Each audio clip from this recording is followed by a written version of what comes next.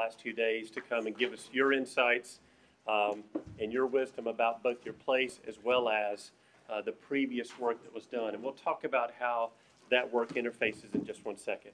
I just want to do really quick team introductions and then we'll get started again. My name is Randy Wilson with Community Design Solutions out of Columbia, South Carolina, where I also have the privilege of serving as the Main Street architect for the state of South Carolina.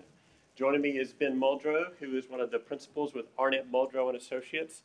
They have offices in a number of cities. Their primary office is in Greenville, South Carolina, but Ben hails out of their Milford, Delaware office.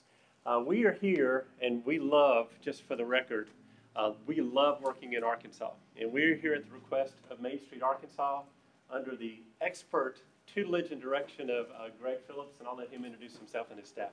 Thank you, Randy. Well, good afternoon, everybody, and thank you so much for being here and coming out and giving us a few hours or an hour or so of your time. As Randy said, my name is Greg Phillips, and I'm Director of Main Street Arkansas, and we're really excited that Paris is part of our network. And really, this is the first big official visit we've had here to Paris since you've come on board. So I think we've got some wonderful things in store for you. I want to introduce part of our staff that's here today. Susan Shaddix over here on my left. Susan is our interior design consultant. Some of you, I'm sure, have probably already met her. And then Mason Toms over here. Mason is our exterior design consultant. And so we also have a small business consultant on our staff. So I would encourage you, if you are a merchant or a property owner in the downtown and you would like some assistance with your business, with your property, contact Tanya, and she'll get in touch with us, and we'll schedule a time to come work with you. All of our services are free to anybody in your downtown area, so that's a really wonderful benefit for those of you that are in the downtown. It's a great benefit for being part of our program. Another wonderful benefit is that we get to bring fabulous consultants into town to help you along and to set this roadmap, if you will, for your future. So I'm going to turn it back up. Oh, I do want to make one more introduction. Former Main Street Arkansas Director Carrie Tyson, who's now with the Winthrop Rockefeller Institute in Morrilton on Petit Jean. Thank you, Carrie, for being here. So turn it back over to Randy. Thank you. I've already thanked you as a group, but I would be remiss if I didn't thank one person in particular, and that's Tanya, because she was the one that worked with us to kind of help figure out the scope of our work, the schedule.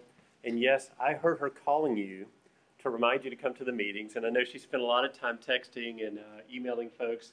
And literally, this wouldn't have happened without her expert help. So thank you so much, Tanya. Y'all can give her a hand, by the way. Well, the primary purpose that we're here has to do with the action plan that you guys created just a few short years ago. And yet you expressed in many ways, whether it was to Tanya or to the mayor, perhaps to the editorial page of the paper, and eventually to us, man, this was a great effort. And we've done some things, but we feel like we should and we could have done even more. And right now we feel like we've lost some momentum, and we want to regain all the enthusiasm that came together when our community came together to create this action plan. And so the specific task that we were charged with was, how can we take this overall plan, coupled with additional input from you and our own observations, to simplify it into a couple of very strategic key action items. And so that's exactly what we've done. As a matter of fact, we have reduced the major recommendations of that plan, again, coupled with your input and our observations, to 6 primary key objectives or recommendations. They include economic development, inviting the visitor, community pride, parking. Can I get an amen? Okay. Yeah, incentives, and then organizing for success. We just felt like if you're trying to wade through 40, 50 pages of a report to figure out what to do, you might kind of get overwhelmed in the process. We felt like perhaps you could wrap your arms around 6 key things to do. And the way this is going to work for the remainder of the presentation, we're going to take each of these 6. We're going to explain why we feel like they're so important and what you can achieve when you implement it. And then Ben and I are going to illustrate sort of some of the key tactics, or said differently, key next steps that pertain to each of those 6 recommendations, okay? And then we're going to recap it at the very end of each of those sections. Just by way of kind of next steps ahead of time, I see some of you, and I love people who take notes and take photos of slides and all that stuff. One of the things we're going to do for your friends and neighbors who could not attend today, we are currently recording this presentation, so everything that you see and everything that Ben and I say is being recorded, and we will upload that probably tonight and tomorrow, and it'll be up as a YouTube movie probably at some point tomorrow. And so any point in the future that you need to revisit this to remind yourself about, now what did they mean when they said parking technology tactics? That way you can go back, see it, hear it, and that way you'll have a record of all of this information. So let's jump right in first of all with economic development. That was a key part of the previous plan, and it's a key part of many of the initiatives and exercises that you've been doing ever since. By the way, am I standing y'all's way, or can you see? Okay. All right, good. Okay, well then I'll come right up here.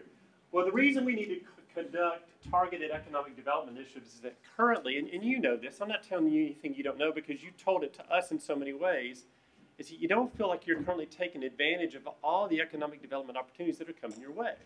And you've got these really unusual market dynamics for a community of your size that we need to take advantage of, specifically and especially that influx of tourists on a consistent basis headed up the mountain, up to Mountain Magazine.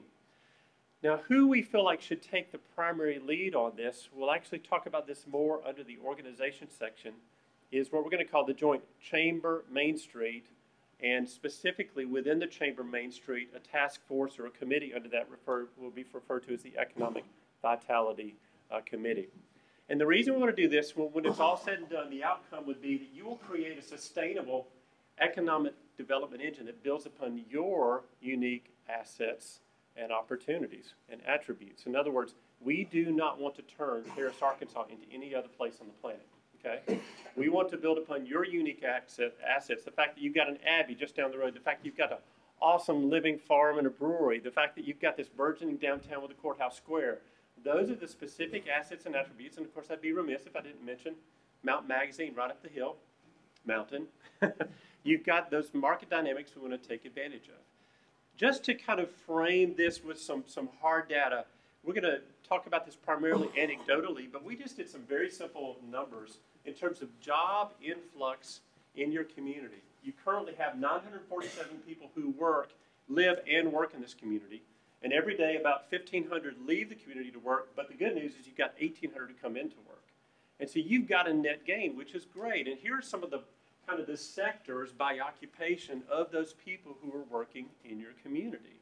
And that just builds a lot of momentum within these various industrial sectors. The primary simple point to make about all this in advance of a more detailed market study is you're actually sitting on some very good market dynamics, both in terms of assets as well as people capacity to make things happen. And now we're going to talk about some of the specific tactics to kind of build market strength and economic development in your community. The first, we heard a lot about vacant buildings, and we heard it almost in every meeting. It's like, what are some of your frustrations? What are some things you wish you could solve? I said, well, we'd like to fill up our buildings. And so the most important word I want you to hear next out of my mouth about this tactic is this: temporary, okay? Temporary.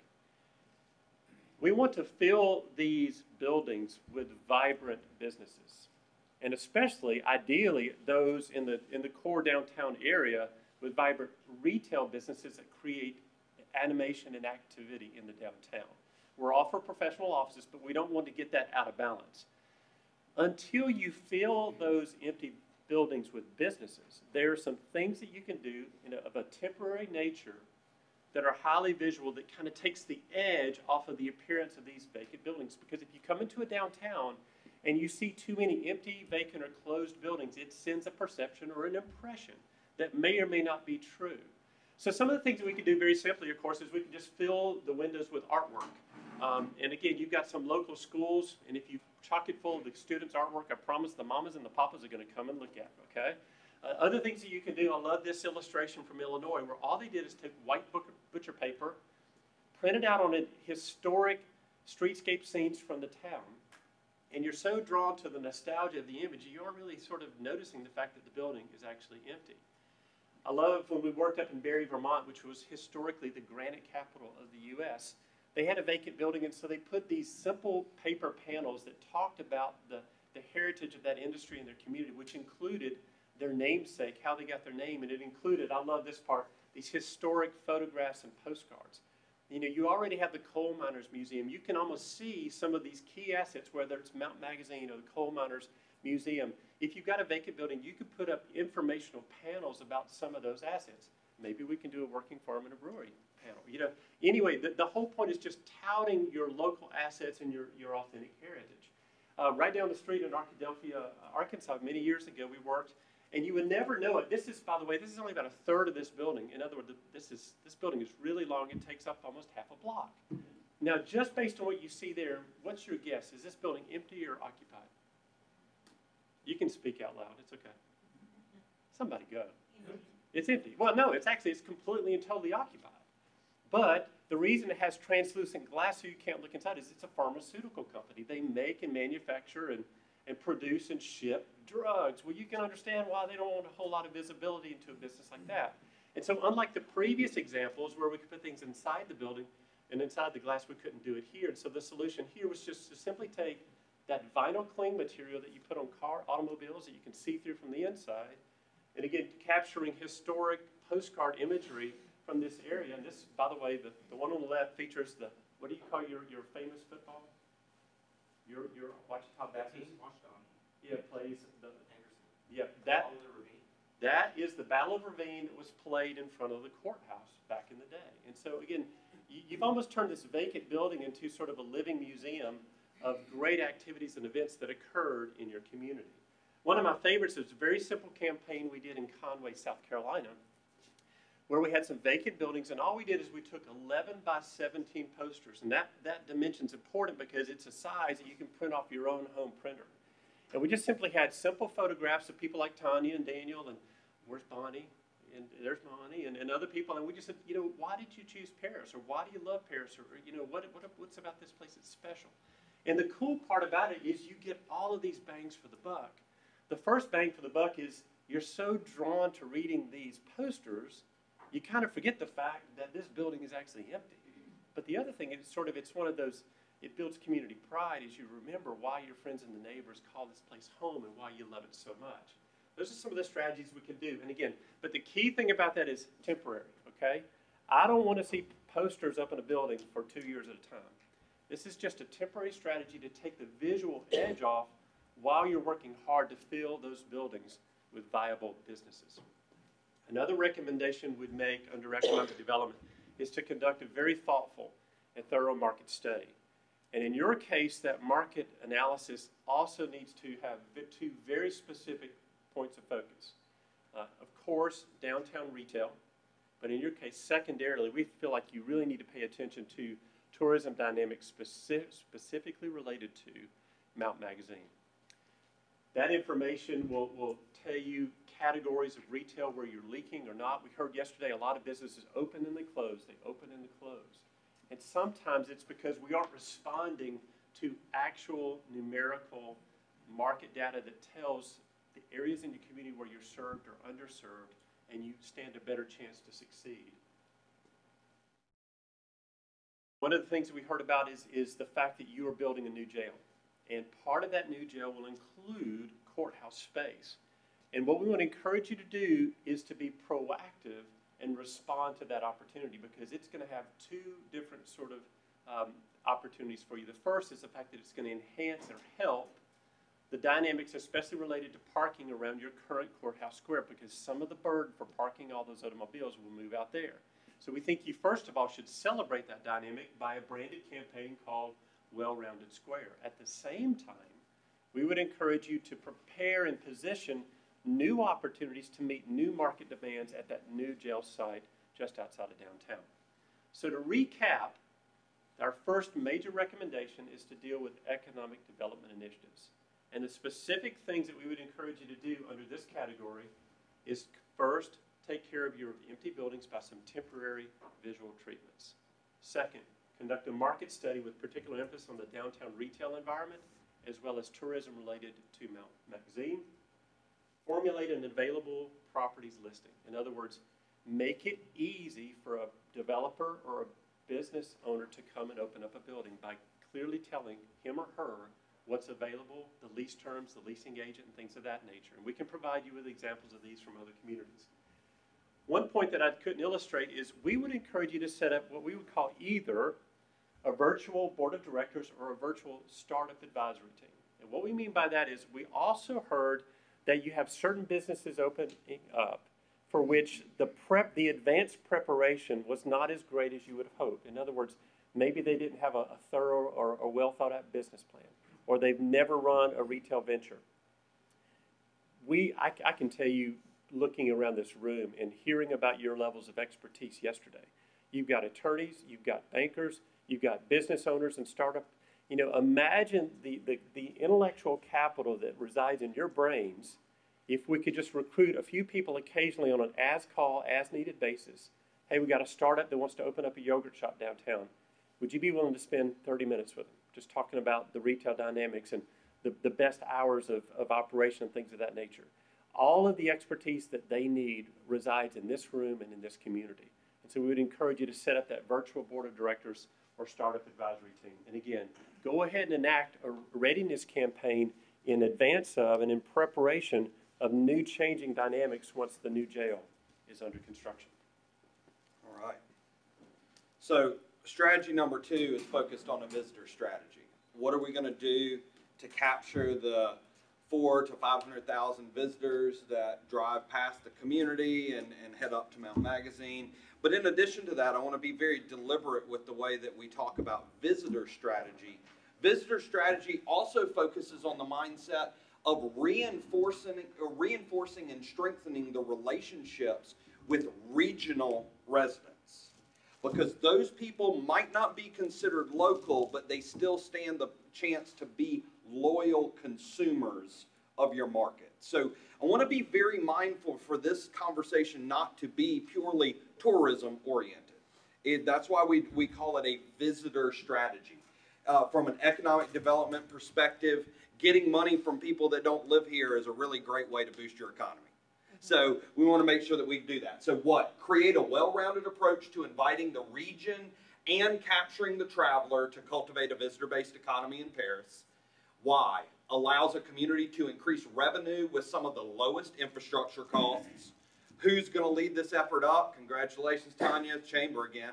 And outcome, expand the economic base and quality of life in Paris. So the place that I want to start, and I guess it helps to know a little bit, I think when you have an expert, quote expert, that comes in, a lot of times that just means that the person's not from here. So they're not any smarter than you are. They're just from a different place. But I will say one of the things that we know very well as a team is we know the idea of community branding and telling your story. I've had the privilege of working with well over 450 communities, 38 states, and 3 countries. If there's anything that I do well, it's this. First thing I want to do is I want to give a big shout out to Brad Simon and the efforts that the community put on to create the brand and the graphic tools that have been implemented over the past year to year and a half. There are a couple things that I want to make some suggestions on, and there's some things that I'd like to introduce in terms of tools that might not be in the toolbox right now. And I think everything that you're going to hear today, I'm hoping that it'll make sense from a strategic standpoint. One of the first things that I always like to introduce to folks is the idea that there is a distinct difference between destination brands and organization brands. So many times you go into communities and they only have one or the other, and rarely do they have both. And there is a big difference there. When we talk about the Chamber is a membership-based organization. Their relationship with their members and the perception that the organization has at their ability to implement things is extremely important for their financial longevity and their organizational stability. So you've got to have a good, strong understanding of what that organization is, but then you also have to have this destination brand that is truly shared by all. If the city has a logo and then city officials do something that irritates a lot of the residents, people now feel disconnected from that brand. So this destination is independent of all of that. Okay, does that make sense?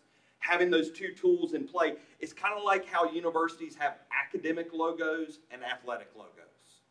And the two coexist. Many times they're cross references, similar colors, but then there's also a certain amount of distinction so that if the football team is sporadic this year, and I come from University of South Carolina, so I know what sporadic SEC play looks like, you can still protect and buffer a little on the academic side. So what you all did was you created this logo and you have implemented this logo throughout the community, but I want to throw something out there for you, and I want to throw a consideration in what my recommendation would be.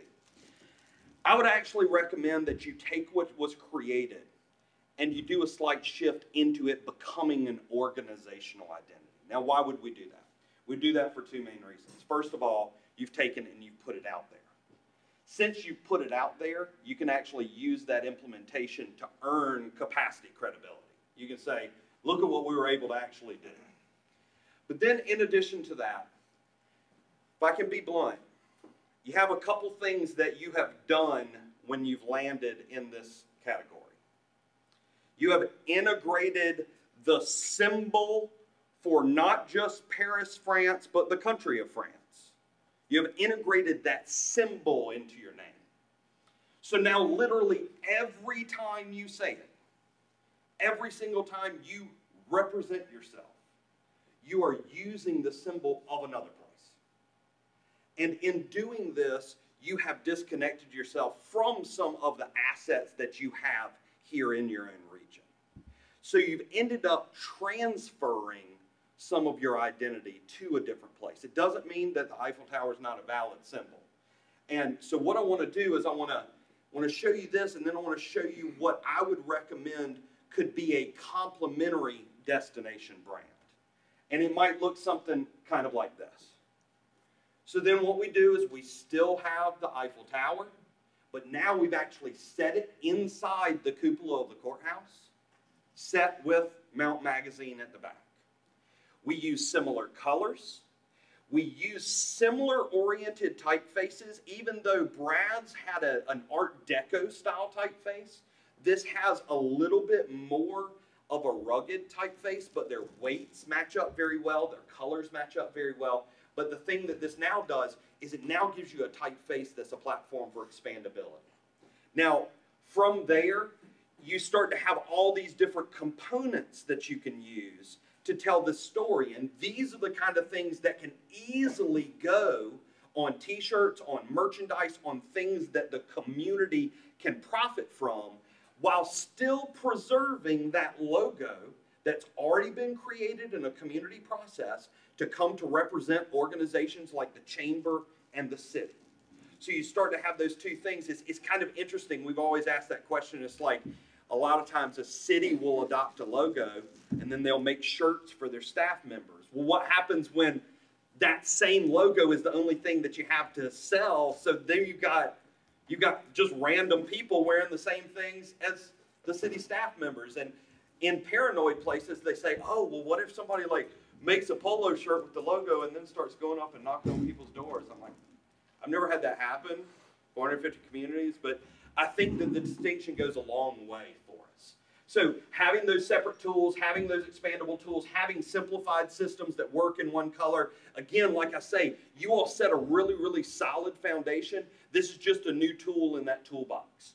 The next thing that you want to focus in on, once you have this organizational side shored up and the destination side shored up, then you start to make that destination tool available to everyone in the community. And you ask people to be brand partners. What this is literally a one-pager that gives all kinds of ideas of how somebody might integrate a logo. So if I'm selling Fords in town, I might figure out a way that I could just do a nice small plastic license plate for the front that has the logo on it. You know, dealers have been unbelievably smart at knowing how to put their dealer identities on the back of vehicles. There might be a way you can integrate in there. Giving those tools out. I did something like this over in a region in Southwest Virginia. We had 100 different businesses that signed on to do this, and you would be shocked at the things that they discovered that their customers wanted that had some sort of connection to place. Everything from coffee mugs to shirts to hats to really, I mean, we had $35 Swell water bottles that were getting logos on them, and they were selling them for $50. $50 water bottles, ridiculous. People want it, you know? So being able to share ideas with people on how they can be those brand partners, but then starting to look at brand extension. Okay, now, I want to be real mindful here. You got to be careful. You as a community teeter on the potential of being very, very hokey if you decide to go too much down the Paris, France route. You know what I mean? Like if next thing you're going to do is start recreating all these other landmarks and monuments from Paris, France. I don't know. But make sure that you take the opportunities that you have to make clever connection. Paris is known as the City of Lights. Why in the world would that not be your holiday lights name? Makes sense. Does the holiday lights actually, is it the holiday trail or the trail of holiday lights? You know, being able to make sure that the events that you have reinforce the identity of the community as a whole. And this is, just so you know, a snowflake made out of Eiffel Towers. So there is cleverness to be had, you know. Go through and make sure that you have those opportunities and you take advantage of those. So, in recapping the visitor tactics, first of all, adopt a destination brand so that you have all the tools in that toolbox. Develop a brand partner system. Create a strategic event cycle. Strategic event cycles are not a series of huge festivals. Strategic event cycles have a collection of different events that help people understand how to become your customer. Having events that are small, regular, reoccurring events, teaching people how to come downtown. Those are strategic events. Having events that are targeted at capturing travelers to the region. Those are strategic events. So make sure that you have a good, well-rounded, thought-out event strategy. You've been talking a lot about kiosks and signage and wayfinding. Make sure that you have that well-thought-out branded signage system so that people have a seamless experience. And then the final thing is what we call a tourism product development vision. Those are a whole lot of really, really big words for a very simple thing. This is a single sheet of paper that has a list on the type of businesses that you want to target based off the economic development data, as well as a list of targeted public sector amenities that will help to create more of a destination mentality for capturing visitors. So with that, I'm going to turn it over to Randy for Community Pride. So our third major recommendation has to do with building, or in some cases, rebuilding community pride. And the reason is unfortunately, we heard from you that in some instances there appears to be a lack of community pride, and it kind of manifests itself in the physical realm, you know, both in the public realm through trash and litter not being picked up, and in the private sector in terms of buildings not being maintained or fixed up and things of that nature. And so there were some strategic partners such as the city, the Chamber of Main Street Program, and volunteers that we would like to recruit to help address community pride related issues. And the reason, of course, is because when people, property owners, lay aside their own personal agendas for the sake of the community good and what's best for the community as a whole, it's both amazing what can be accomplished and what can be accomplished in a short amount of time. And the visual transformation that results sends out this resounding message. And it sends out the message that downtown is open, downtown is in great shape, and investors can have confidence to come and invest. And not to mention the fact to you guys, it increases your property values. So some of the strategies that we would employ for rebuilding community pride, one, of course, the most obvious is simply to have regular, we would promote at least quarterly community cleanup days. And for the simple things, and again, these aren't major issues. Don't misunderstand. We aren't, you know, we worked in places that were in dreadful shape. Paris is not even close to that, but we did hear comments. Man, we just wish this. You know, we wish the leaves were raked up, or we wish the sidewalks were clean, or we wish this, or we wish that.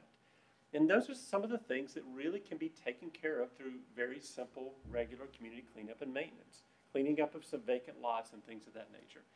But we are always a big advocate for making that a branded experience. Imagine the power of a really cool hat or a really good t-shirt with this logo, and for any of the volunteers who show up for a community cleanup day, this gets slapped on. All of a sudden you have something you'd be proud to wear and proud to show your support for what you're doing as a concerned citizen within this community.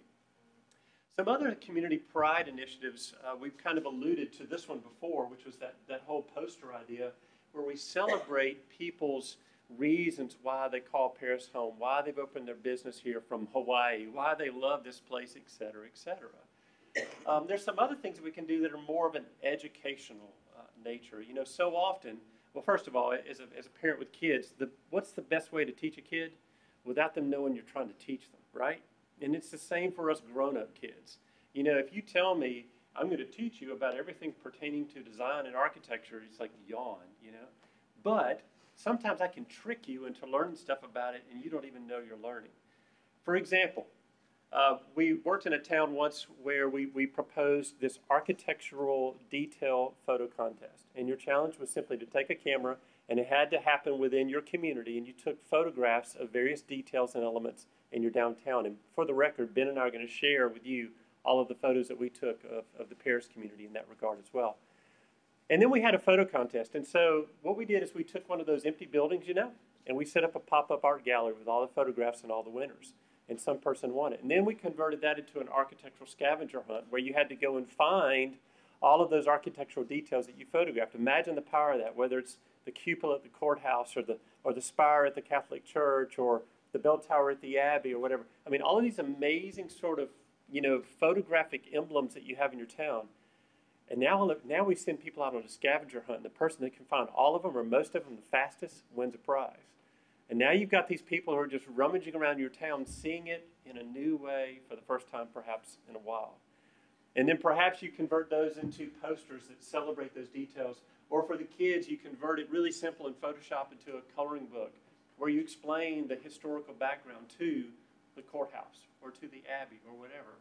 And so all of a sudden, these things that you walk, because here's my suspicion. My suspicion is you don't even see the beauty of your community sometimes because you see it all day long. You know, Ben uses this analogy all the time. We both drive relatively nice enough cars. And if you were to sit in my car, you say, man, it's a nice car. Guess what? I know every single thing that's wrong with my car, okay? Because I drive it every single day. Whereas for you, it's really cool. And so you got to see your community through the eyes of somebody else. And sometimes the best way to see your community is through the lens of a camera. So those are some of the things that you may want to do just to kind of, you know, remind people about what a wonderful and special place this is. But I also know we've got really a ton of talent, you know, between Mason and where did Susan go? Susan's one of my favorite people to hear talk about window store displays and virtual merchandising. She's amazing at it. And so don't even tell people they're learning. Invite them to another box lunch like this. Have Susan do a lecture where she talks about how to make your windows look amazing. Then she'll walk around the square with those same merchants and give you, you know, on-the-spot 15-minute consults. And you can really transform the appearance of your downtown. And so all of a sudden, you don't even realize you're raising the whole bar on education. And why are we doing that? Well, the reason we're raising the bar on education about design and planning and development issues is because we don't want to beat people with a stick, okay? I kept hearing people say, but I can't believe they painted their building that color. I can't believe they put up that sign. I can't believe, well, the reason is no one taught them a better way, right? And so why don't we do that? And there's some other great things that you can do. Your neighbor, just a little bit to the northwest, Siloam Springs, has done an exceptional job developing this downtown style handbook, and it's kind of, I would call it an architectural character guide. And it just takes all of the common elements, and these are guides that I've done in other places like the island of Dominica and out in Pinedale, Wyoming, where you just take elements that exist in downtown Paris and you just explain them to people. This is why all of the buildings in downtown Paris use this material, or why they're this height, or why they use these kinds of windows. And again, all you want to do is make people appreciate what they have and understand it, because that's when we tend to care for it and make the right decisions. Now, long term, you know, especially when we start, that's what I like to call offering incentives. I call it the golden rule. He with the gold makes the rules. You know, if you're going to hand out money to people to help improve their buildings, then I think there ought to be certain standards. And again, the reason is not to tell people what they can't do with their property. The reason is to safeguard your investment. You know, if you've invested in your building, the last thing you want is your neighbor to the right or left to do the wrong thing, right? And so we just want to have a standard of care. And the only standard of care we want is what exists in Paris. In other words, we don't want to impose Eureka Springs architectural style on you or Conway, Arkansas style on you. We want to just maintain what you have. And I would encourage you to do this in a very educational process. And the key, there's two key words I would encourage. And again, this is a long-term recommendation. I'd make your design guidelines highly illustrative and very can-do oriented. In other words, use photographs. I mean, I get tired of reading words, don't y'all? You know, so just use a lot of photographs and tell them what's the right thing to do. And give people all of these options when it comes to doors or storefronts or signs or windows or paint schemes. As long as you do any of this, it's great. Just don't make this mistake. Tell people what they can do with their properties that would keep it in common with the architectural precedent of your place as opposed to a can't-do approach. So those are some of the things that we would encourage you to do from a community pride standpoint. Again, to recap, quarterly community cleanup days, yes, we agree with the action plan. You do need to do a thorough code review. And in some instances, you might need to revise some codes that might accidentally or inadvertently be preventing you from doing some of the things you actually want to do. You know, for example, upper floor housing, or they need to be rewritten to prevent some things that you don't want to do, like having housing on the first floor. You know, some of those kinds of simple things. And of course, we all know that enforcement becomes the critical issue. You can have all the regulations to safeguard your investment on the books, but if they aren't enforced, it's sort of a moot point. And again, do some of these fun educational, one of, at least I don't know about you, one of my favorite events of all time, we were doing work in Greensburg, Kentucky. And we arrived to do our work, kind of to do our tour like yesterday morning, and the grown-ups said, y'all just wait here. We kept waiting and waiting. We're checking our watches. Man, we need to get going. And said, well, just wait. And as the sun began to set, all of a sudden these high school students started coming around. And guess what happened? The high school students were the ones who led Ben and I on the walking tour of the downtown area. And they were the ones that the Main Street Design Committee had written the scripts about the historical events that occurred in the buildings. And the students would sort of be docents, and they would tell Ben and I about the historic activities and events and what made this place or this event or this building special. Now, do you understand what the power in that was? An adult could have done a better job of speaking skills, but that community ensured that the next generation of their citizens knew the stories of the people and the places and the events of the building that made that place unique and special. So you can almost kind of pass on the educational recommendations of this onto the next generation as well by involving students. And again, we would encourage you in the short term, after you've educated people, is just have guides, character guides. In other words, not strict enforcement and guidelines, but long term, especially when money starts to enter the equation, then yes, there probably should be some illustrative can-do design guidelines. And now Ben's going to address your favorite topic in the whole wide world. Oh, man. All right. So the good news and the bad news is 100% of downtowns have parking problems. So you guys are not alone there. Why? Why is that the case? Well, I'm not exactly sure what factors into that. Oh, yeah. It's the fact that mega stores with 16 acres of parking lots out in front of them have set a new convenience standard for our consumers. But I always like to share this concept with you, and I hope that if you don't take anything away from today, you will take this away. There are three kinds of parking problems. There's a parking capacity problem, there's a parking management problem, and a parking awareness problem. Whenever you say parking problem, everyone automatically goes to parking capacity problem. And the solution that they think to that parking capacity problem tends to normally be demolish historic buildings or build parking garages at the average American cost of $22,000 per space. So I always try to urge communities to make sure they get a good grasp on which problems they have and what best strategies there are to solve those problems. A consumer walking into your store and complaining about the parking might be a consumer motivation problem, or the fact that your overall downtown lacks the retail density to be considered a destination. And I think that's one of the things we heard about over and over again. So a couple things that I always like to share. This is a satellite image of your square, and this is a satellite image in the exact same scale of your Walmart. So literally, if you had to park here and then walk back here and then walk over here, it's not a whole lot different than going all the way around the square. But to the consumer, for some reason, if you have to park here to walk here, it is a travesty, you know? So you've got to change those mindsets a little.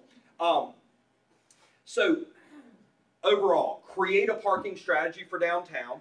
Why? Because parking seems to be the #1 issue. And I want to be very deliberate about this. Parking issues and simply announcing that there's a parking problem, that ends up becoming a roadblock to economic development. It ends up becoming it's like a conversation stopper. And you need to know that there are plenty of things that we can do that don't involve knocking down one whole side of Main Street and building a 16-floor parking garage. So who's in charge? City, Chamber, and Merchants Association. Their tactics on every single level to be able to address this. What's our outcome? Improved parking ecosystem so that the businesses can thrive and the visitor can be accommodated. Now, again, going back to this satellite image, I just want to show you very quickly what I've done is I've highlighted all of your current parking amenities and then property that is currently vacant with the potential to be parking amenities. So when you look at how much is green in this overall image, there is actually a decent amount of parking potential. But that doesn't mean that your parking ecosystem is working. So understand that there's some room out there for us to put some cars. One of the first things that you want to do is make sure that the parking lots are signed.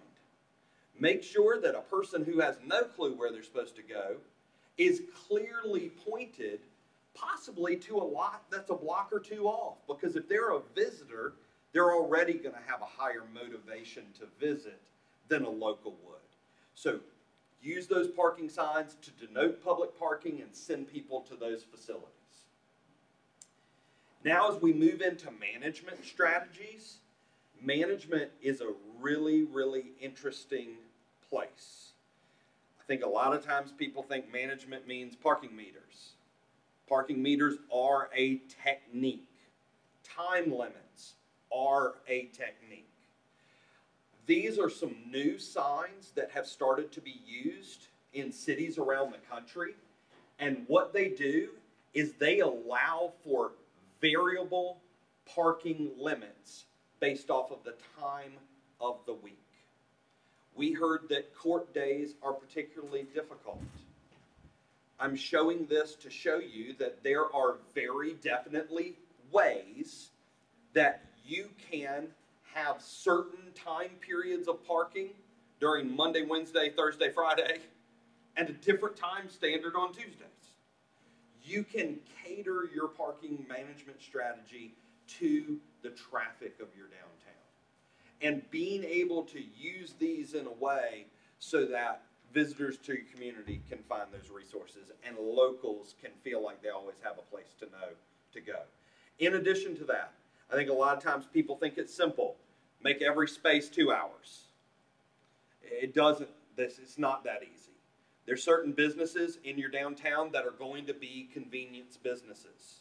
The average stay at a florist is going to be tremendously different than an average stay at a clothing boutique. So being able to make sure that there are convenient-based spots periodically throughout your downtown structure. They're 15 minutes. A lot of times in communities, if you have a pharmacy where you know elderly patrons are going in simply to pick up a prescription and then go home, they will have a 5-minute spot immediately adjacent to the pharmacy to allow for elderly parking. So be comfortable knowing that you can do a strategy that works for your needs. In addition to that, After you identify these different spaces, make the employees walk. We call this walk the walk. I can't tell you how many times I go into communities where people complain about parking problems, and then as merchants, they're parking their car right in front of their store and leaving it all day long. Okay, I mean, that's not where your car needs to be. So being able to maybe launch a campaign where we start to push a peripheral employee parking strategy. You don't park on the square, you park on one of these peripheral lots and you walk in. Same thing with county employees. So you can simply have little notes that you give and hand those out to folks and be able to make that work and get that word out. In addition to that, simply sharing some of your actual story. When one person says there is no parking, you are left with the impression that there is no parking. We worked for State College, Pennsylvania, the home of Penn State. This is a community that actually had parking problems. But, you know, we did this ad. There's nowhere to park downtown except for our 2,037 parking spaces. They had just built a brand new, beautiful parking garage, and no one was parking in it. So how do you get people in there? We actually launched a whole campaign. They are called Park Easy. In addition to that, this is where parking strategies start tying into previous strategies. State College is the home to a lot of visitors. Here in this community, we've heard from you, and I might not, maybe I shouldn't say it out loud, but I don't think that a lot of people get parking tickets in this community for any reason, ever. Your car might have to have been stationary for 6 or 7 weeks. You know, it's not part of that culture. So I understand very clearly that as we introduce the idea of enforcement, we're introducing a slightly uncomfortable situation where you're going to start passing tickets on to people that haven't ever gotten tickets before, and that might be uncomfortable. What we did there was we did grace periods, where if it was your first offense, you essentially got a really, really nice ticket saying, hey, you know, we're glad that you stayed here so long. And next time you come to our community, if you're planning on spending a while, how about check out our different parking spaces? And they actually had parking lot map on the back. So think about those ways to ease into enforcement. You don't want to just go out the gate and start slamming tickets down on folks. But eventually, tickets can be a really good way to help enforce your management plan. Now, one of the things that makes this good is if you start to go down this road, you can actually earmark ticket revenues to go back into your parking facilities.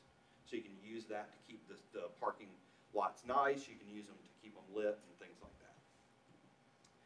And then way down the road, I just always like to share with communities. I have to be honest, I don't see Paris, Arkansas having any kind of paid parking in the near future.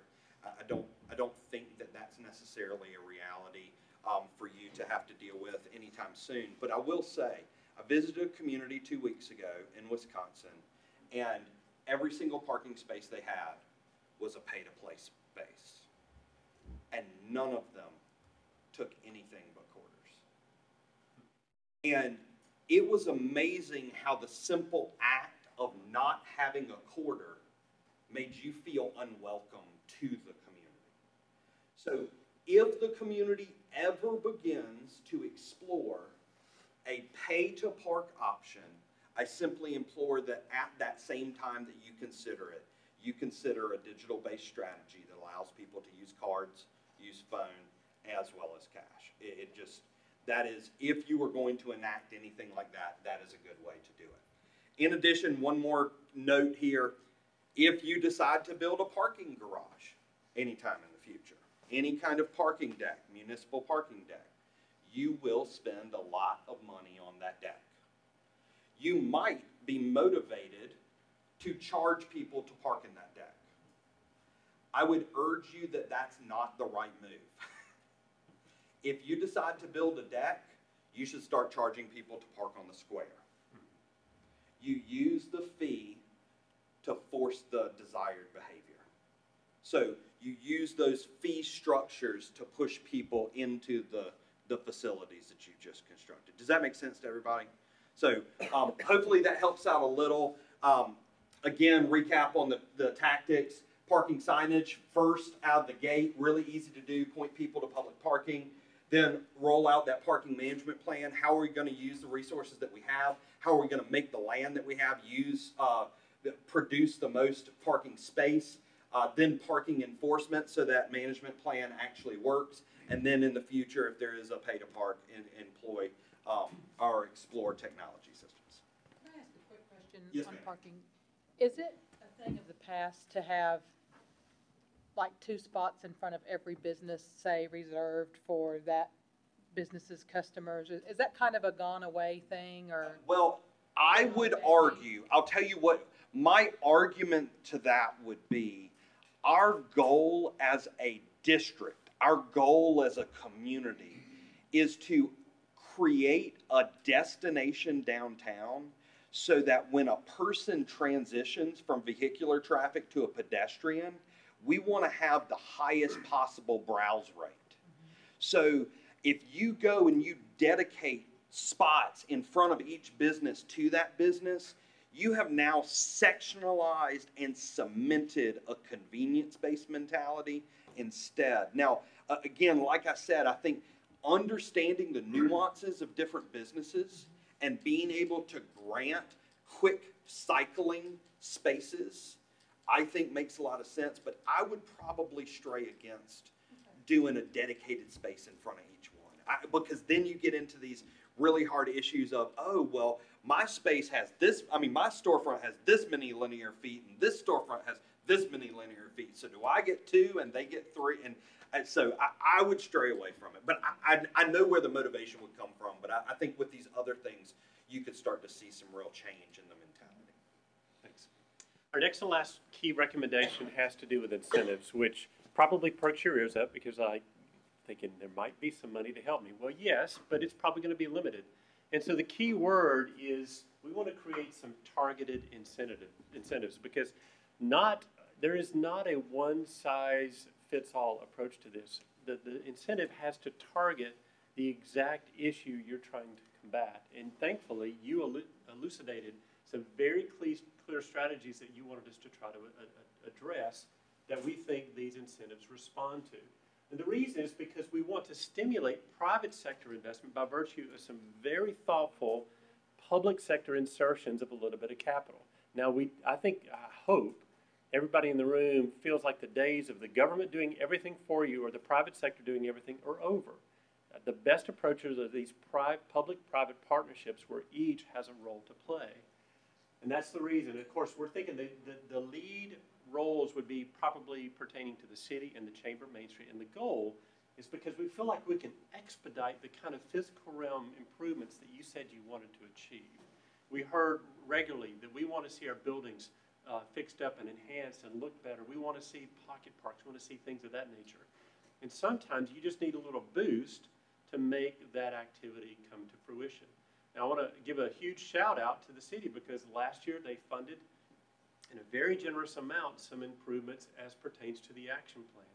And their intention, budget negotiations notwithstanding, are to do the same thing in coming years. And so the good news that I can report is some of these newer and different grant approaches that we're going to talk about actually require less financial capital, and yet they can yield broader range of results. So let me describe a couple of different ones. And I want to start first sort of with a philosophical image, if you will. This is a photograph I took down in Ocean Springs, Mississippi. And I just want you to just look in that image and consider how many things make that a very warm and inviting place. And then how many of those elements were done by the city in the public realm. And then how many were done by the private property owners in the private realm. And the simple response is it takes a community to make not one party can do it all. Moreover, and you're about to hear something, I hope there are no registered architects in the room besides me. I'm about to say something that we are not supposed to say out loud. but it's the truth. Experience and environment trump architecture every single time. These images are from downtown Greenville, South Carolina, where Ben is from. And Ben would be the first to admit, I mean, I love Greenville. Greenville is one of the most outstanding cities that we have in South Carolina, especially downtown in the Main Street District. And it's because it's a lush environment. It's because of the vibrancy of the retail. It's because of the prevalence of so many fabulous restaurants. And the point is this: if you look past all that to the architecture, it's actually kind of sort of mediocre. Is that fair? Okay. But no one gives a rip because you're having such a great time with all your friends in this vibrant environment and dining in these great places and shopping in these awesome shops, that the fact of the matter is experience and environment trump architecture every time. And I just got to say that so that I can purge and feel better about being honest in front of you, but also to take the pressure off of you trying to spend the most amount of money in places where you're going to get the least amount of impact. And so I would rather you be judicious in your expenditures than spend it in the places where really it's going to make a huge, huge impact. And the first impact, if you ask me my opinion, where's the single most important place in the life of a downtown or a city for that matter? Number one answer, bar none, it's the sidewalk. It is the sidewalk. The sidewalk is the place where everyone commutes, it's where everyone interacts, it's where everybody knows the building, it's where you cross the road. It's the one common place where every human being that's a pedestrian in the downtown experiences. They may or may not go into your store, unfortunately, Honey, or Ned, or Kevin, but they may walk by your store. They're all on the sidewalks. And so the first area I'd say is spend money in that area, in that realm. Remember that image from Ocean Springs? Spend money there. Because everybody enjoys the improvements there, whether they go into your zone or not. And so the information is take a little presentation that I did in Delaware. And in Delaware, in this great community, because climate, I don't know how many years it was land in rag, okay? Because of the temperature. And so they asked us, can you figure out ways to use our downtown color? Because the kind of color that you see flowers and plants only occur during certain periods of year. And so for them, guess what we did? Instead of having solid we offered color grants in the form of anything. It could be murals, it could be chairs, it could be flags and banners. I love bright, colorful umbrellas, that infuse the downtown with color. Maybe the colors in the form of benches, and of course, the ubiquitous, the expected with flower pots and things of that nature. And so the first grants that we would encourage you to offer would be what we call either amenity or vibrancy grants, where you might fix up some of the alleyways with really creative treatments up in the ceiling and the lighting plane. Again, I'll talk about interactive art in a second, and this is my neighbor. But again, with some of these ideas to really infuse the sidewalks with activity and color. I love the introduction of outdoor dining. It's amazing to me how many communities we work in where outdoor dining is actually unregulated. You can't do it legally. And so make sure that's an opportunity. Now, I respect the fact that in some of your sidewalks, they're very narrow. And so don't be dissuaded. This is in Kent, Michigan. And look at these. These are foldable tables that just fold down on themselves up against the wall. And so just little half tables are ideal for one person and two. Little coffee shop. It's a very, very narrow sidewalk, and yet they can pull off this whole notion of bistro-style seating with tables and chairs and these colorful umbrellas. Sidewalks of life. And while we're talking about sidewalks, don't forget the ground plane. There is no law, at least there shouldn't be a law that says you can't paint cool stuff on them, okay? This is my new favorite initiative. We call them flat murals, magic walls, and people just make them look like magic carpets. Don't you think that sidewalk would be more fun to walk down than a plain concrete one? Do you think that costs a lot of money? Not a bit. Especially if the grown-ups like us go out and do a stencil, and we tell the colors, and we bring our kids out to paint and infill the colors. It could be an exciting project. Again, I love this notion, the textured ADA kind of mats that exist at the crosswalks, paint them to look like a welcome mat. Cheap and please, for God's sakes, allow music and art to populate your downtown and especially your sidewalks. This lady's a neighbor of mine, and she's very creative. She figured out a way to take used propane tanks, grinded them down in different sizes, and you can beat on them and they create different tones. And play them on her. Make opportunities for buskers, pitch a kid a quarter, pitch a kid $1, you know, but it just infuse your downtown with activities, artistic endeavors, and music. All right. This is really not a part of the recommendations, in other words, for the immediate future. But we heard you oftentimes appeal to Ben and I, what do we do with these sort of vacant lots? And the consideration was long-term that they might be pocket parks. I think it's a great idea. If you do it, we would encourage you to think strategically about those, make sure each is programmed to have a purpose, not just they all look the same and do the same thing. I'm with you, Tanya. I loved your vision for the big one on the north side where the fence is and how that might either be a gateway to parking or a splash pad or a playground. I think that's a great idea. What we're thinking of some of these smaller areas, like the one that currently is housing the Christmas tree of lights, this one, which is right across the street from us. So in the meantime, until you can formally create and develop these into pocket parks, and again, I'm thinking this is years in the future, go ahead and give people permission to activate these areas. We heard the lament yesterday that like people don't have anything to do downtown. We want to increase the stickability factor. When people come down, they just linger and they browse.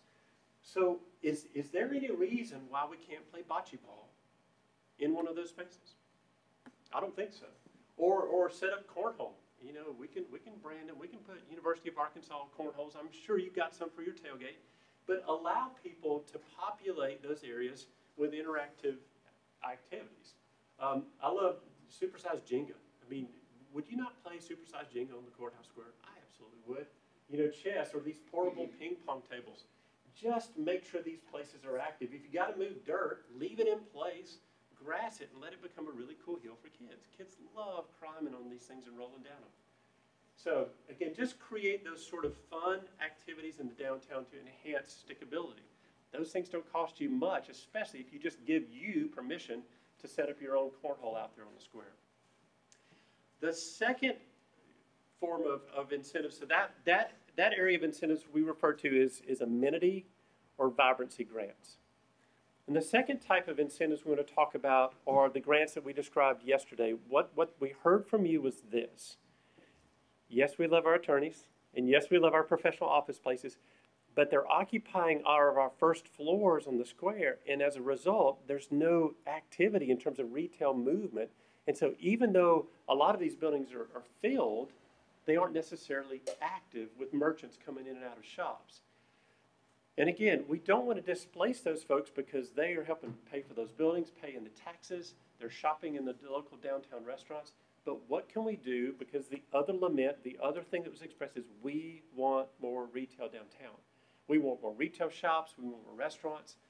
And so a specific grant that we would encourage you to consider is what we call a demising wall grant that creates micro retail opportunities. Because typically our Main Street downtown buildings are very narrow and very deep. And typically, oftentimes, a property owner doesn't need all of that depth. And so, may I use you as an example? Because you're an attorney, right? Correct. Yeah. So imagine, I would imagine people don't just drive around the circle or the square and looking for attorneys like, oh, I think I'll pick that one. I would imagine your clients come to you because they already know you and they come in to visit you. Is that accurate? They have a need. Yeah, exactly. And so, you know, you don't typically go to a professional office on a browsing. You're going to a destination, you know where it is. And so that office could be located in the rear. Of course, there's a fault in this three-dimensional rendering. There should be a hallway, and we'll show that in a second. But if you just carved out a small portion in the front for a very small micro retail option, a coffee shop, a yogurt shop, an ice cream shop, or something like that, everybody wins. Because the ice cream shop, there's no way they can afford to pay the rent on the entire building. And so we heard people open up a business and they close, open and close. Well, it's probably because their overhead was just killing them, eating them alive. They can afford a small space, and now the property owner not only gets income from the professional office in the back, they also get income from the micro retail in the front. Now let's take some visuals. This is Ben's hometown on Milford, and this is a really great engineering firm. But you see what I mean? When it's occupied by a professional office, even though it's completely occupied, it still looks empty in the sense of in terms of street vibrancy from the sidewalk. And so we let them keep this entry into their offices, and we just carved out, I forget if it was 10 or 15 feet was the proposal, And to the side, we had these 3 small micro retail opportunities. One for a clothing boutique, one for a coffee shop, I forget, yogurt, and one for ice cream. And so now you've infused 3 retail opportunities in the space, in this case, of 1 building. Bonnie, I hope you trust me because I didn't ask your permission, but your building here is the ideal candidate for something like this, because I think everybody knows Bonnie occupies the 2 buildings to the right, and then in the back half of this, she has storage. But you really don't even need the front storefront part. And so if she wanted, she could erect a wall just, a number of feet back from the front glass wall and put very easily, because of the 2 entries, 2 retail businesses here, piece of cake. And now she's increased her income stream by 2 new businesses. And now you get the coffee shop you want on the left and the yogurt shop you want on the right. These really nice sort of target retail clusters. But she still has all the storage space she ever needs in it, but it's behind the wall of these 2 retail spaces. That make sense to you? Okay. But again, let me now explain the last kind of grant approach we're talking about. We first talked about amenities or vibrancy grants. Then we talked about a specific component grant, which is the demising wall to create micro retail. And the third is what we call component facade grants. And the reason I'm such a big advocate of this is because historically, and there's nothing wrong with them, we've offered overall facade grants. And they're great. They've done a lot of good. But the problem is they're very expensive. To try to fix up your entire building is going to cost a chunk of change. Number 2, for the property owner, they may not know what they want to do with the entire facade. It's a little intimidating unless they pull in experts like Mason or Susan. And so we want to simplify that, and we also want to make our dollars go farther. So rather than funding an entire facade, we would encourage the city and the Main Street program of the chamber to offer components, individual elements that go into the overall facades. And so, for example, this year, all you might offer are awnings. And now you have really simplified the property owner's decision. They may not know what to do with the overall building, but they absolutely know whether they need a new awning or not, right? I think in your case, as a courthouse square, and this is from work that these guys were a part of in Searcy, Arkansas, they did a rear of building grant. Because you're a courthouse square, you necessarily have to view the rears of the buildings in order to access the interior of the square. That could be a very strategic component. So 1 year you might offer awnings, the next you may offer paint, the next year you may offer signs, you may honor, in this case, the rears of buildings. Signs make all the difference in the world. I mean, just giving a property owner a little bit of money towards their overall sign investment can turn a very boring, mundane sign into something very wonderful, whimsical, or very artistic in nature. The sign alone can dramatically change the impact of a building. In your case, though, the single biggest component that I would encourage you to adopt as soon as possible is slipcover removal. Slipcover removal. I don't know who the metal siding salesman who came through your town was, but he or she did a great job. and as a result, unfortunately, you've covered up some really, really wonderful historic architecture. This is some work I did back in Conway, South Carolina again, and this is what this owner inherited. And again, we made some false judgments about this guy. We assumed he didn't care about the community, didn't care about his building. That really wasn't the case in his case. He was an older gentleman, and when he bought the building, he was just scared. He didn't know how difficult it would be to remove the product. He didn't know what would be underneath it, and he didn't know, you understand, that was his dilemma. It wasn't he didn't care, he was just scared. So the gentleman took me up on the 2nd floor, and I got excited because all of the windows were still there. Everything was still there, it was just covered up. And they had protected it. You can see how they didn't, shear off all the brick or anything. And so I prepared this rendering and said, "Sir, I think your building's going to look something like that." He got so excited. He said, "I'll start next week." And the good news is the real thing is even better than what I thought. And so just showing the visual led to this. Now here's where it gets good. This is the Paul Harvey, and now for the rest of the story. So Daniel, their city officials recognized the visual impact of this. And so they offered a one-time facade, a slipcover removal grant of up to $1,000 if you would remove the metal slipcover from your building. And 5 of the remaining 6 buildings in the downtown removed it and took advantage of that grant. And to just show you the visual impact, this is their Main Street. And so that building right there is that building right there, this one right here, Amazing the transformation, isn't it? I mean, all of this wonderfulness was covered up by that metal. And so you may want to think strategically about a target incentive to remove the metal to get back to that historic architecture, because I think you know this, but it bears repeating. Not only the single, but the only thing that distinguishes Paris, Arkansas from any other place on the planet is the assemblage of those historic buildings in your downtown. The kind of stuff that you experience on the thoroughfares, I can find that in many places in Arkansas and around the world, but the assemblage of buildings in your downtown exists on only one place on the planet, and that's Paris, Arkansas. And so by God, we need to protect them and enhance them to the greatest degree possible. So I want to use this building to illustrate the whole component facade grant approach. So let's just pretend, for sake and giggles, that next year you offered a paint grant, okay? And they took advantage of that. So they would take a little bit of money and they would use it to paint their building, and that alone is an improvement. At least I think so. So maybe the next year then you offer sign grants. And now all of a sudden, each of these three businesses within it put up a nice panel sign. And by the way, I think this is an issue for you guys. We heard yesterday sentiment that people couldn't tell if businesses and buildings were open. And it had to do with the fact that almost all of the signage was down here at the car level. And when the cars are in front, you can't see the signs. And so by moving them up on the upper facade, it would perhaps help. And then maybe the next year there's an awning grant. And so if they can't remove the metal, at least they cover it up. And maybe in a subsequent year, they do a lighting grant. And so you put those historic sort of, gooseneck light fixtures. Yes, it will take you more time. I understand that.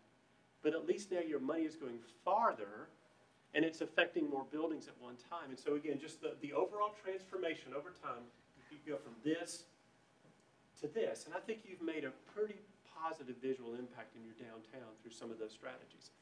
To show how all of these come together on one final building, which I love this building. I hope everyone can sort of see kind of its historical nature, underneath the white paint. Oh, by the way, can I just, as a part-time pastor, give you my Come to Jesus talk? Unless you're a church or a civic building or certain houses of a certain period, please don't paint your buildings white, okay?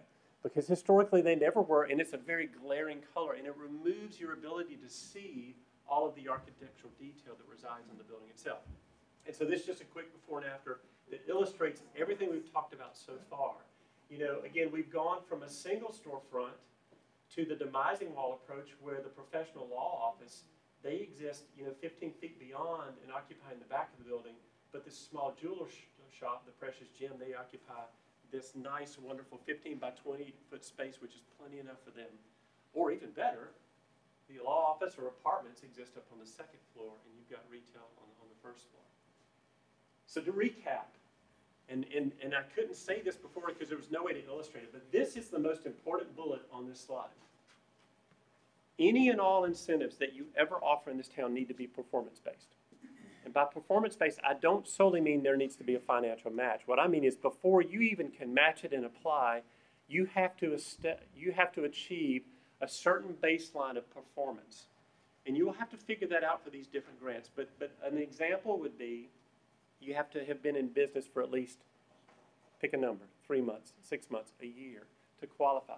Don't just give away money for free. Make people earn it and then kind of use it as a reward to generate the kind of behavior you want. Again, the 3 categories of incentives would be first, amenities and vibrancy, introducing color and texture, and just fixing up that stickability, wonderful realm of the sidewalks and the public spaces.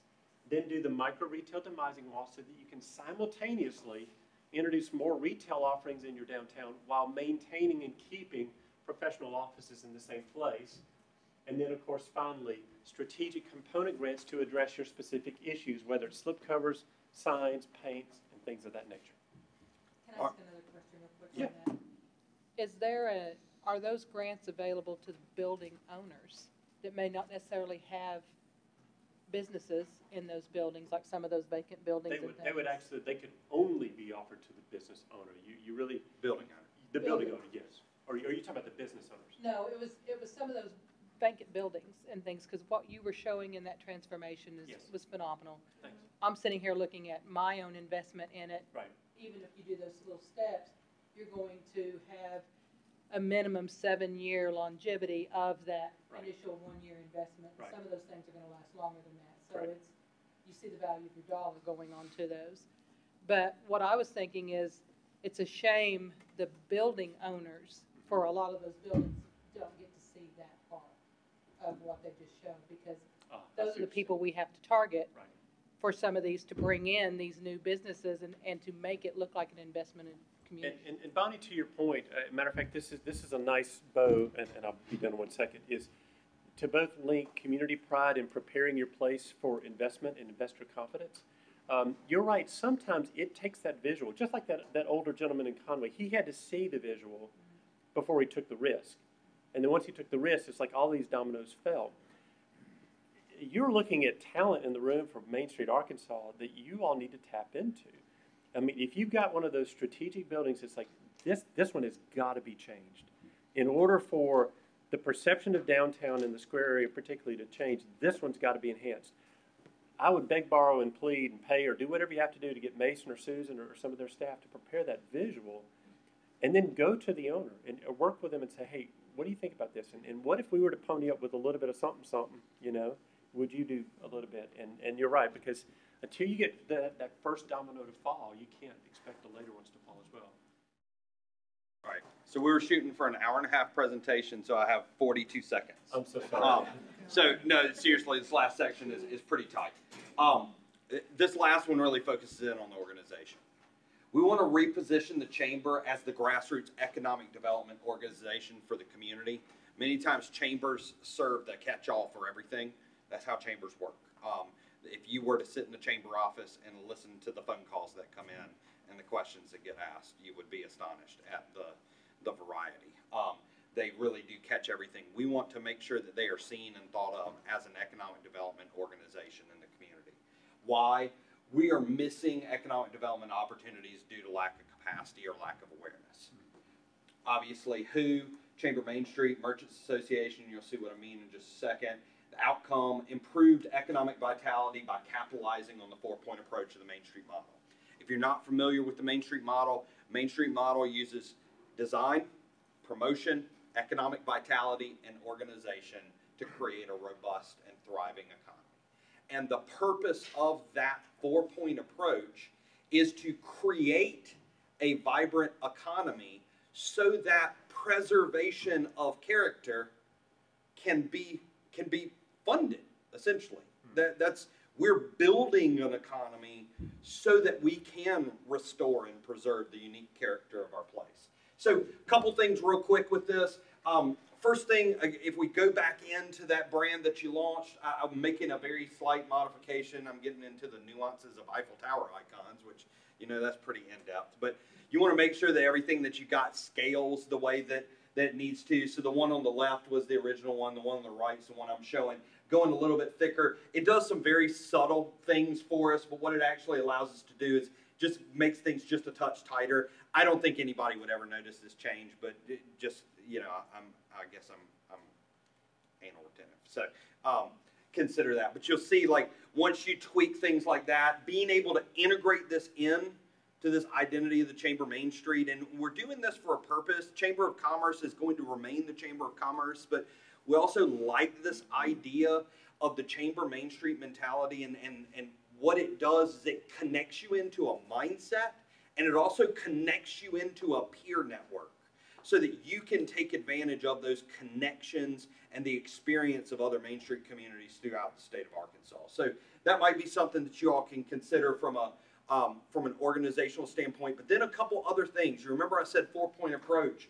I would love for you all to think about your Merchants Association essentially serving the purpose of that promotions committee. And if you dig into what the Merchants Association has been working on, and you dig into what the promotions committee does, seems to be a somewhat logical connection. So being able to have a branded identity that reinforces the community identity and shows where that Merchants Association fits, I think is something good for us.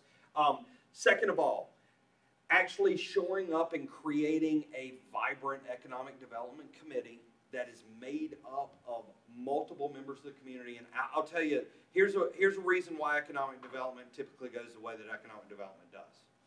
You say, we're going to start an economic development committee. 3 bankers end up being on the committee. They come to 3 meetings and decide it's not worth their time, and then economic development committee is dead. So we've got to make sure that when we talk about economic development, we're talking about why it is relevant to members of the community and what role they can actually play in fostering economic development in the community. Third thing that we're introducing is a simple concept of what we're calling Preservation Paris. This is kind of a combination of beautification efforts as well as design efforts, and would serve the role of the design committee. And then what that starts to do is it starts to give you this 4-point approach with the board of the chamber serving the organization realm, and then having these 3 subcommittees that are falling into that 4-point approach. What that also helps us to do is it helps us to give direct peer contact with other committees across the state. So if your design committee is struggling with something, we might be able to pair you up with a design committee in another community that can help you through a particular task. Now, this part to us is really exciting. This whole process we're calling a downtown roadmap. A presentation might be really good, but what happens 15 minutes later when you leave the meeting? What we've done is we have created a digital matrix where, as the day goes today, now that the recommendations from Randy and I are final, we're going to input all of these in. And what this does is it has 4 columns: a to-do column, a doing column, a stalled column, and a done column. Pretty simple, not too complicated. Every single task that we've recommended is going to be entered in. When it gets entered in, this is the overall task sheet. You can go through, and with parking signage, you can make a checklist of everything that needs to be done. You can add files to it. You can have a full chat with different people working on the project. You can assign multiple people to the project. You can also connect communication alerts. So people who are interested in parking signage will be notified anytime progress is made. There's also a full archive of every single activity that took place on that initiative. So now, in one place, on one screen, anybody in the community will be able to look at the progress that has been achieved, the progress that's been made, the projects that have stalled, and the places that they might be able to help. And in addition to that, those members of your community that are leading the community forward can truly stay in the know and be notified automatically as progress is made. We truly believe that a digital platform like this is a key to enhancing communication and helping to spread that credibility and kind of the checks and balances of implementing these plans. Yes, sir. Would that be a website or an app type? It is. It's based in both web app and an app that you can load on your phones. It's through a service called MeisterTask. It's free to use, and Tanya can actually send out emails, and people can join up and then start to either take ownership or get assigned to tasks. Help us actually set that up. Yeah. We are going to set the whole matrix up for you, and then as we pass it on, we're going to use you guys as guinea pigs of sorts. So Paris, Arkansas is going to get some extra hand-holding in that. So one of the big things is, if any of you try to interact with that and have any questions, make sure that you reach out to Tanya, and then that way we can really keep track of that and make sure that we're sharing the information. And so the next time somebody says nothing's happening downtown, you just send them to this, and they see everything that's happening downtown. Absolutely, absolutely. Then the other thing that I think is so important is this is just a little sign that we designed yet another successful project, turning our vision into reality. People typically will tell you nothing's ever happening here. I go into communities all the time and I say, what's going on downtown? Nothing. Well, there was a festival last weekend with 14,000 people. Yeah, I had a lot of fun. Nothing happens downtown. That's just kind of the way they think. We have to help them to connect the dots. So anytime you can go through and connect those small successes, create an ever-going chain of successes in people's minds.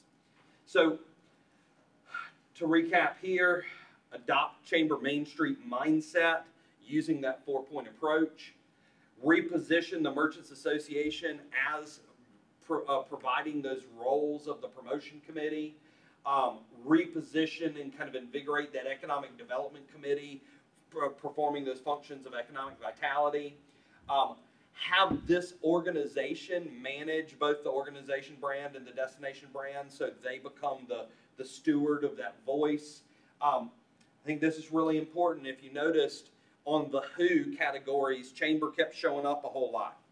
Let's start to talk a little bit about a fundraising strategy, and let's start to talk about seeing if we can expand that staff. You're welcome, Tanya.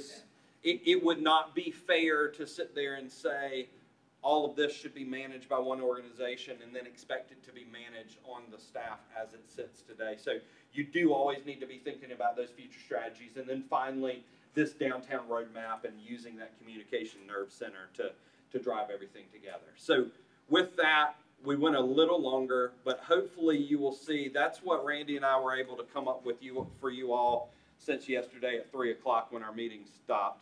You can imagine if we had been here 3 days, how much stuff we would have told you had to do. So, yeah, so just two things in response. Number one, let me just tell you the next steps and then turn the floor over to you for a brief moment. We won't hold you long because we have flights to catch. But next steps, of course, at some point either in the airport or when I get home tonight, we will upload this again, and it'll be available on YouTube, so everything you saw, everything you heard will be available in that one place. We will assemble all of our notes that we took, and we promised you one thing. We've already done the grunt work yesterday in McDonald's, but we didn't have a chance to publish it.